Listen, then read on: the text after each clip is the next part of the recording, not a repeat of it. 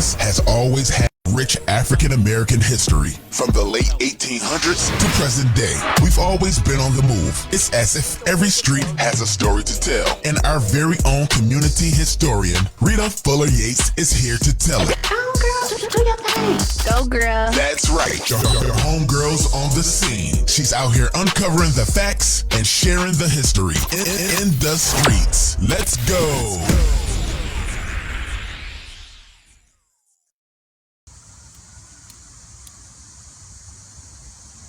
Hello and welcome to a new episode of History in the Streets. I am your host, Rita Fuller-Yates. Please tag and share. Hit that SHARE in the corner, and please send that out to your community.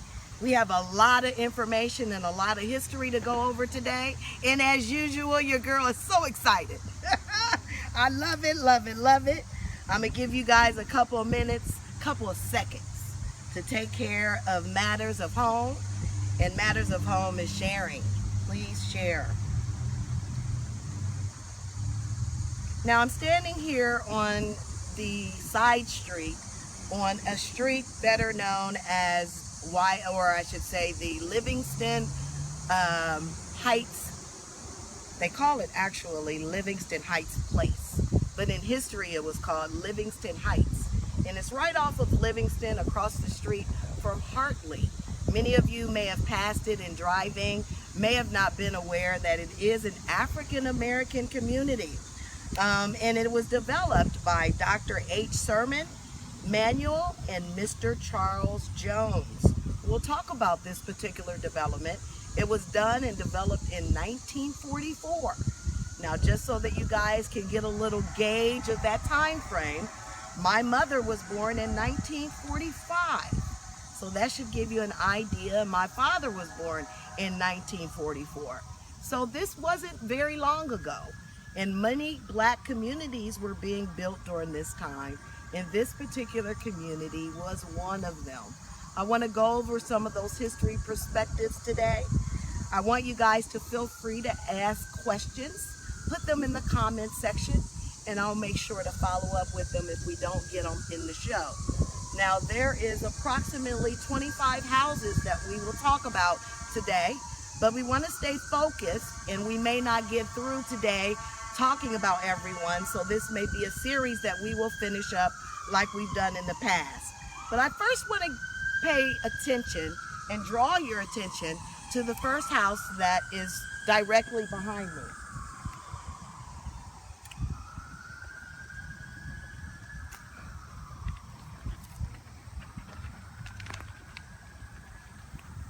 Now, this particular house was owned and built by Waldo and Harriet Tyler. I know you guys may know them from Tyler Drugs. We're familiar with the family. We're familiar with their legacy. We're familiar with his father was Ralph Waldo Tyler, who was a famous Black War correspondent. But this was the first home that was built here in Livingston Heights, and they were actually the first family to purchase a lot here. But considering that there's going to be 3 different streets that we'll talk about, I want to make sure I spend some time sharing the history of this community. But before we do that, you know I have to say hello, because again, you guys don't have to spend your afternoon with me. Thank you very much for joining me. Hey, Auntie Debbie, thank you. Hey, Vanetta Howard, thank you for joining me. Hey, Ronita. Hey, baby girl. Hey, Gaga, thank you very much. Yes, did you know that that was Tyler's home, Gaga? I had no idea, but I absolutely love it. It's the cutest house. And thank you, Melissa Favors. Please continue to tag and share. Now, we're talking about specific homes that were built by African Americans here off of Livingston Avenue. I don't know if you knew that the Livingston Heights Place community was built by African Americans at a very unique time in 1944. Now, although African Americans lived in Columbus since its very beginning, we normally lived in close-knit communities that were built by professionals, but they normally were in the inner city. On the east side of Columbus was where many of us lived. On Mount Vernon, on Long Street. But in the 40s, Black people wanted to think bigger. There were professionals who wanted more for their families to build a bigger legacy. And this is when the idea to begin thinking of having our own communities became a new, innovative way of thinking. Now, we visited a few of these communities today, or I've talked about a few of these communities that's remained vibrant and represented Black communities. We've talked about Hayden Village. We've talked about Eastgate. We've talked about the east side of Columbus. We've talked about Franklin Avenue. So those are just some of those communities that currently still remain. And some of the reason why we talk about this, again, is to preserve history. The more you know about it, the more that we're able to tell our stories to the next generation to ensure that we preserve all of this wonderful history that we created. We created it. I love that type of stuff. Now, you know, I always love history, but I also like to make sure you guys understand the beginning of history. And if he can turn the camera just quickly around so you can show how close we are to Livingston Avenue. Livingston Avenue was actually its own story within its own self. So I thought we'd start our history lesson with understanding more about Livingston Avenue and how it all began. And then we'll talk about how it is that Black people became prominent enough to begin building their own homes in this area. So we have a small 30-second clip that I want you guys to watch, and we'll talk about it when we get back. In 1804, Edward Chin Livingston and family settled along Alum Creek on land granted by his father, who was a Revolutionary War veteran. The only other families then settled along the creek were the Nelsons, the White, and the Newberries. Livingston later served as county judge.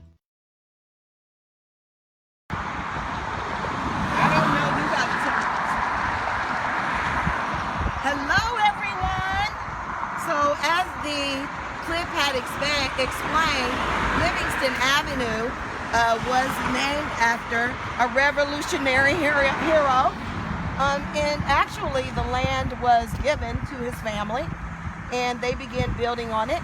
And what I have to assume is the Livingston family was more than likely anti or abolitionist because as you've noticed, going down Livingston Avenue, there's several Black communities that was built off of this land that we feel confident that the Livingstons was responsible selling to us. So you got to pay attention to how history works and why it is that we ended up in the communities that we did, because it normally took a white community or a white person to believe in us to sell us the land, okay? So this particular house, we want to spend a couple of seconds talking about that. This is 3220 Livingston Avenue.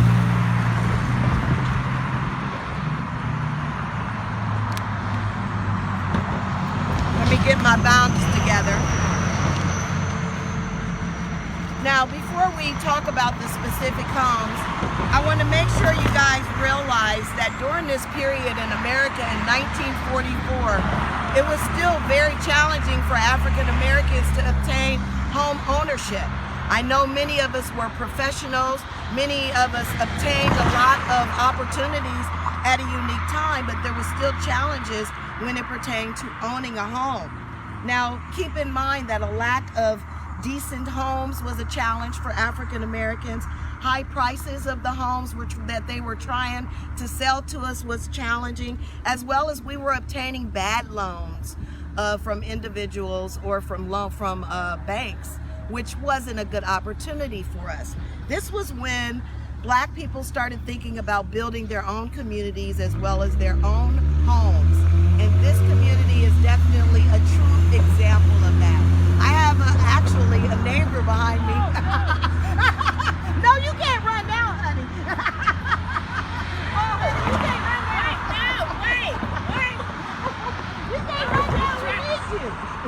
this is for? So, I'm going to give you a card. I'll tell you a little bit about it. So, my name is Rita Fuller-Yates, and I'm a lifestyle expert and a historian. Oh, okay. And we primarily focus on Black local history. And of course, this is a Black community that a lot of people are not aware was a Black community, or is a Black community. And so what we try to do is highlight on Facebook. We have our own Facebook page that talks about the history. See what a camera does? That's a weird light. Yeah. No, a lot of people get accidents out here. Oh, I'm so sorry to hear that. So we talk about the history of the community. We talk about the legends that help build the communities. And then we go individually to each house and talk about what the homeowners know about the history, and if you know history of your house. And I know that you partied yesterday, so you're probably a little bit tired. Yeah, I don't know. My 50th birthday. I know, I was a part of it, and you just didn't know. Yeah. I came last night just to do my research, and I actually spoke with Brenda. Okay, yeah, what my name is. Yeah, and she filled me in on a lot of things that I didn't already know. But of course, I would love to get your input. You might want to get closer. No, not right now. Let me go in the house and change my clothes. Oh, really? You're just going to have to waking do all up. that? Yeah, I Okay. just woke up. It's my birthday. I'm sleepy and Do you happen to know the history of this house, though? I really don't. Okay. Brenda probably know all the stuff. Well, we have a little information, and I'm going to come back. I'm going to let you get all gathered together. Tired. Check Wake off. up. Somebody go out. Leo's, we going ready, honey. Yeah, I'm trying to wake up. I get it. Happy birthday, and thank you for your time. And honestly, you know how to throw a party. Yeah.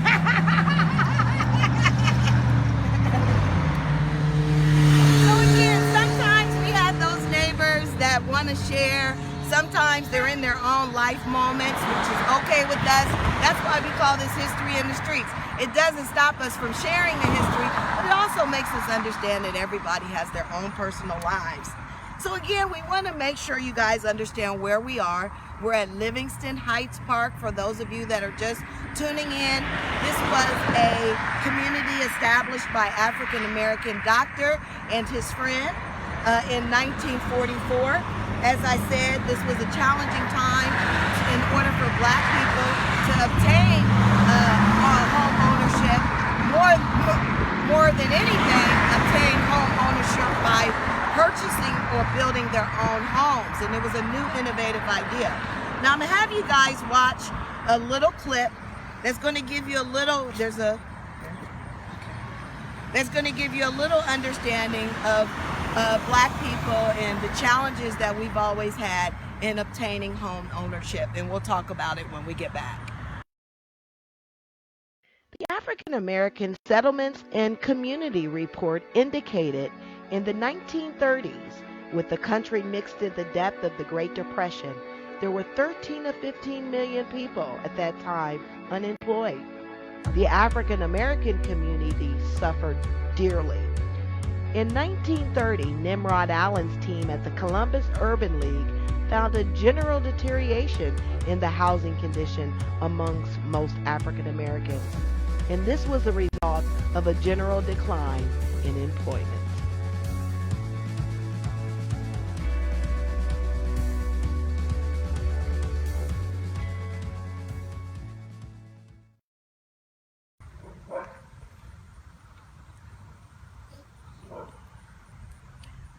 So again, home ownership was difficult for African Americans. We had to begin thinking bigger.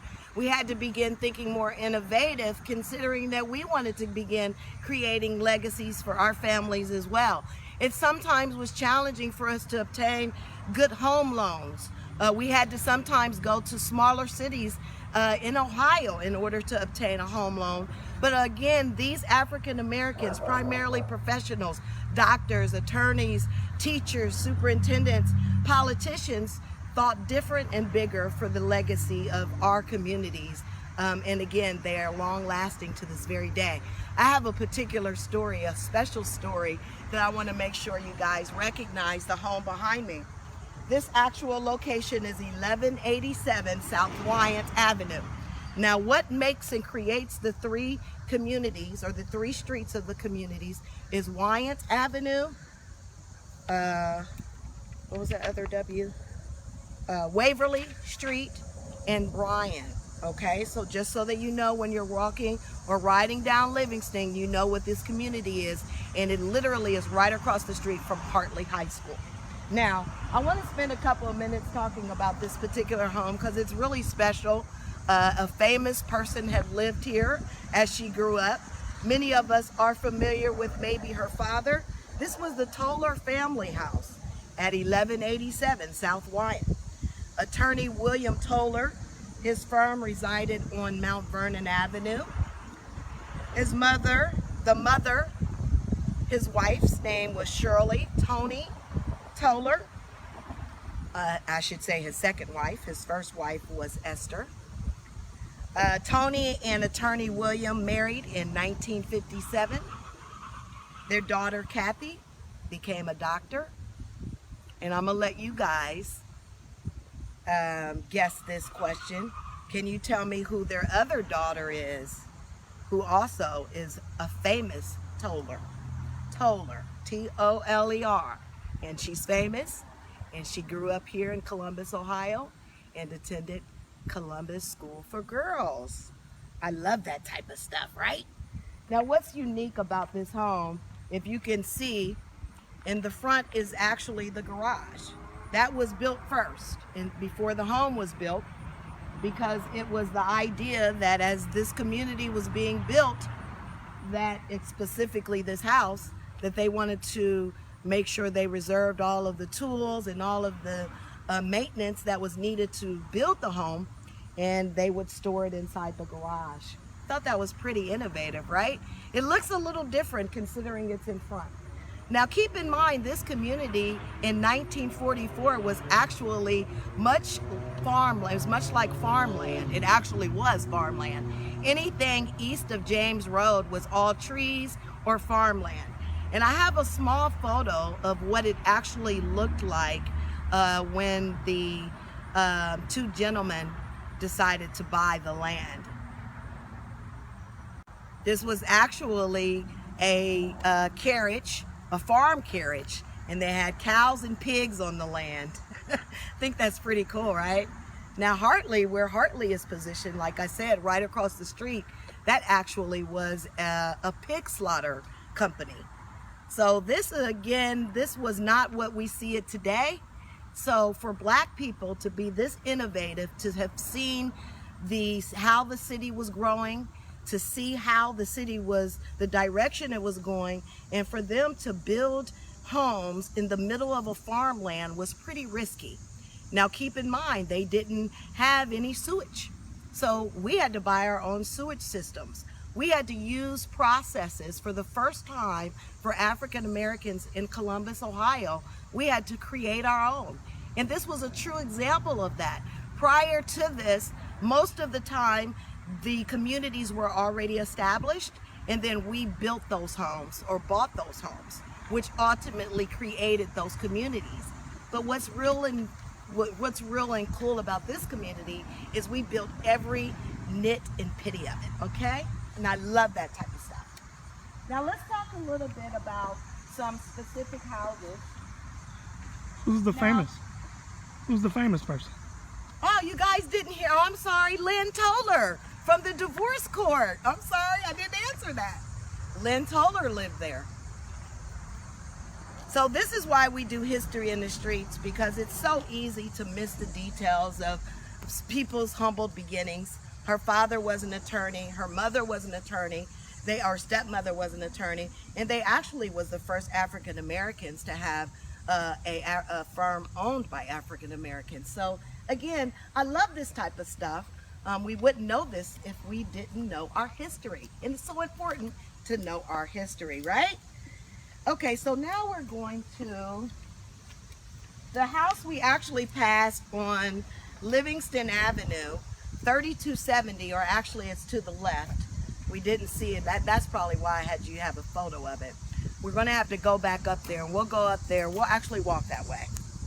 And while we're walking that way, I'll tell you a little bit about him. He was one of the founders of the community, Dr. Harley Sherman Manuel. He practiced medicine at Grant Hospital. He found the Brother Martin Home of victims of cerebral palsy. Now again, you know, I'm big on legacy, I'm big on leadership. And one of the things I always talk about is most leaders wasn't only valuable in one particular area. When a leader was born to the Black community, they worked in many facets of that community, including home ownership. He also was responsible for Brother Martin Home of Victims. So he had another mission. These particular people understood the value of building communities and why they had to do it, because it took more than one person's vision in order to implement these processes. And I love that, love it, love it, love it. Now we talked about the Toller home. Was it 1166? I think this is 1166. Oh no. I'm getting mixed up because this is Livingston and this is Wyatt. And I need to go to 1166 because that's the actual other founder. Or no, it's not. That's Charles Jones's home. He's a businessman. Yes, he was the co-founder of the community. I'm sorry. And he's the father of Faye Jones, who was a selective service worker out of New York. She adopted a German family while serving in Germany, and she fed and clothed them. Again, this was in 1930-something. So we were African-American people on a proud to be our better selves, and don't let anyone tell you that we didn't do international challenges as well. She obviously was a very intelligent woman in order to work for the government, federal government, and work internationally in Germany. So again, her humble beginnings begin here on Wyatt Avenue off of Livingston Avenue. Now we know a lot of what we're going to talk about is going to take a couple of weeks to discuss, because there's several houses, there's so many amazing people that help build these communities, and I don't want to miss any of them. But we want to make sure you guys recognize a few of the other ones that were responsible for building this community up. I think that is so important. We talked about Waldo and Harriet Tyler being the first people to build this community. And now let's go into a little more detail. When Dr. Manuel and Mr. Jones purchased the land, as I said, it was cows and chickens living on the land. These houses became the suburbs of Columbus, and many people, including white people, would drive down Livingston Avenue and spend the Sunday afternoon just looking at the homes, not recognizing sometimes that they were owned by African Americans. It was actually said in an article that I read, and here is the house actually, by Dr. Sherman Manuel. It was actually said that people would drive out here as if it was the suburb, and they would look at his home as if it was somewhat of an oasis. And sometimes they were challenged with wanting to go indoors or stay outdoors because of the beautiful gardens that was in the back. And indoors, it was top fashion design, interior design for the time. They had everything, and it was actually a rumor that there was a pool in the basement, but of course that came out to be not true. That's why we love to read the little articles that tell you personally about people's stories and how they feel about a particular community. Okay, I think my time is coming up now. We talked a little bit about each house. There's 25 of them, and I know I have at least 20 more to go. But there's probably about 3 or 4 that I really want to go over, and we're going to spend that time talking with you guys next week about it, because we are running out of time. Now, what's important that we talk about before we leave is the value of these communities and why it is that we preserve them. Why is it that we constantly, or I constantly, talk about it? I'm only one person. It takes a village to raise me. And guess who the village is? Y'all are the village. So I tell y'all so that y'all can help me tell the story so that these particular communities' stories are shared and preserved, okay? That's the only reason why we do History in the Streets. Now we do this at 5 o'clock every Sunday. 6:30 is Columbus Black News, so I'm about to run home, get changed, and get ready for that next episode. But I want you guys to keep in mind, as you're driving down Livingston Avenue, please take a look over. If you're right by Hartley Avenue, I'm at Hartley High School, look over to your left-hand side across the street, and you'll notice what we better know today as Livingston Heights Place. Guess what? I'll see you guys next week, the same time, 5 o'clock every Sunday, for another episode of History in the Streets. My name is Rita Fuller-Yates, and I'll see you next time. Bye-bye.